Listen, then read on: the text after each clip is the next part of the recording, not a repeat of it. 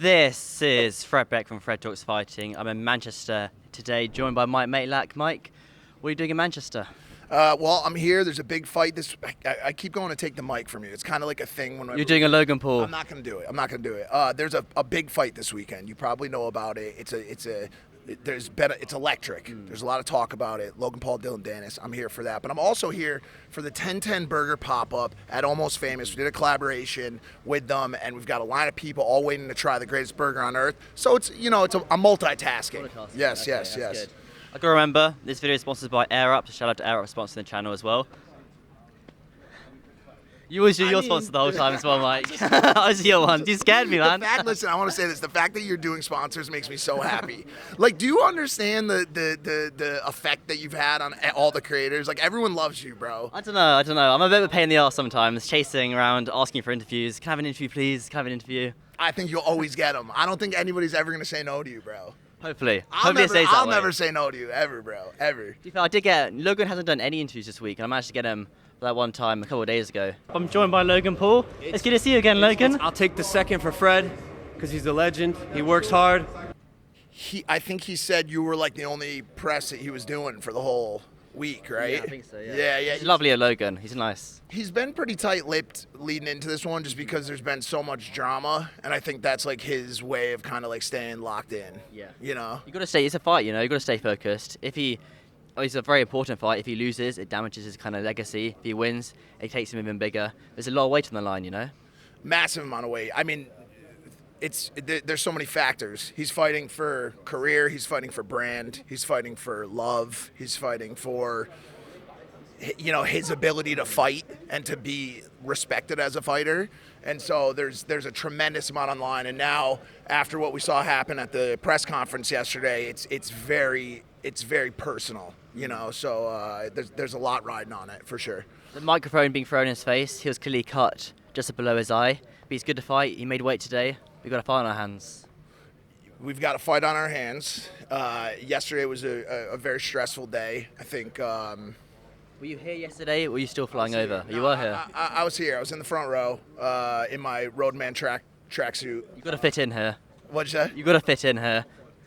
I don't know what you're saying right now. You've got to fit in. Oh here. yeah. That's what I was trying to do. I was trying to fit in. I had my my Roadman outfit on, but it all happened really fast. You know what I'm saying? And I think obviously he threw something first, and I made a tweet yesterday that I then deleted, talking about it, and I saw that tweet actually. Yeah, I think a lot of people did, and I think for all of us, anybody like watching on that's on the team, you see this stuff happen to a friend of yours, to a brother, regardless of what people think from the sidelines and armchairs. Like when you see something like that happen to a friend of yours, you're gonna react, and the idea of seeing him get hit like that with a large metal object pre-fight probably had my head a little bit f***ed up. So it's one thing I'm trying to learn from this one is kind of just stay out of a lot of it. You got Bryce Hall and Keemstar in the audience talking shit, and I'm sitting there like, what? Like, do I say something? But it's not my beef. I'm here to support. I'm here to see a good fight. I'm here to sell burgers, and that's it. So whatever happens, he's gonna have to go out there and handle his own shit. Certainly. We've got a good fight. Do you believe KSI can get it done, though? Do you think he can beat Tommy Fury? It's a difficult one, isn't it? That's the weird one. Because listen, we saw Drake put an $850,000 bet on Logan. I don't think there's a person in the world that thinks that Dillon Danis is going to win this fight. I think there's still a lot of people who think that he's going to pull some shit and potentially walk out and then leave. But he doesn't have a soul on this planet that thinks he's going to win this fight. Not there's some 12-year-olds, there's some Logan Paul haters that are saying it, but there's not a single person who actually believes that this man is going to win the fight. It's going to be the easiest money of Logan and Drake's existence. The Drake curse.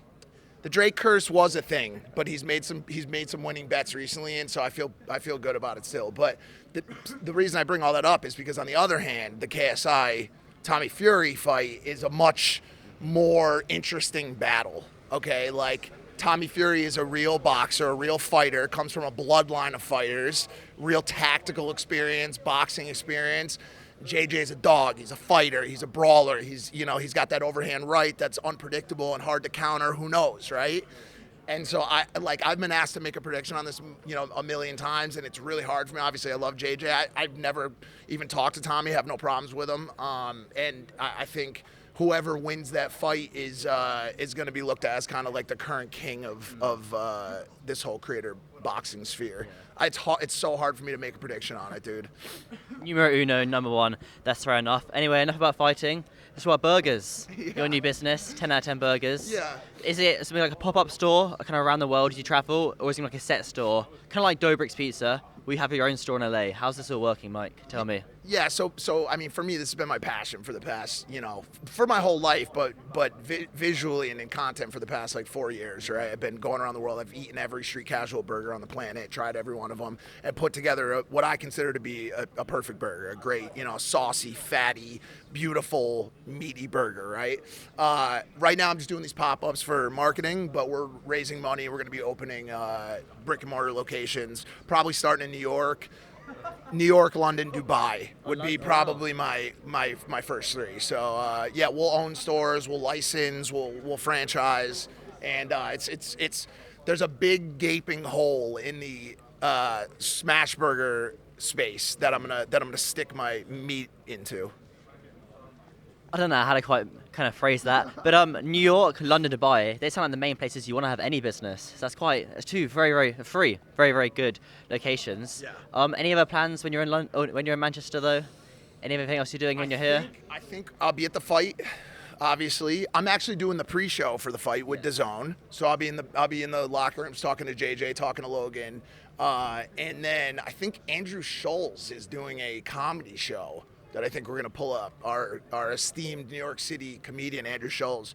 I think we're going to go to that and then, just explore, be out with the people in fucking Manchester. I always have a ton of fun out here and, going around. I had a shepherd's pie the other night and I like to eat a lot of the, go to the Chippy and stuff like that and do the real authentic shit. That's what I do. This isn't, all the other stuff, all the Logan and this type of stuff is me doing what I do for my viewership, but like the real shit I like to do is bourdain, go to real places, talk to real people, and and experience it. So I'll be out in the streets. Awesome. That sounds pretty good. We've got a lot of people waiting here, so we'll let you go. But when do you think I'll see you again, Mike? Logan and JJ's next fight? Whenever you want, bro. Like I said, I love you. Whenever you need me, I'm here. Whenever you want anybody else, like if you want to do an interview with anyone specifically, just reach out to me and I'll set it up. Like, dude. What's the best way to reach out to you? However you want. You either have my number. I mean, we message on Instagram. Yes, I believe so. Whenever you want, just reach out, bro. Here's the thing. There's certain people in the world that you see and you just know they have good souls and good energy, and that's why everybody fucks with you, because you're just a good person. You're pure. So everybody always support you, bro. Whatever you need, just reach out and you'll get whatever you want. Awesome. You're gonna go to the moon, bro. Maybe if I'm lucky. Hopefully, Mike. Thank you very much. That's really kind of you. Cheers, you can try a burger? I'm allergic to egg, so I can't. I think it's the work glazing. around that? You can't, Mike. It's one of those bad things in life, It's difficult. Thank you, Mike. Awesome.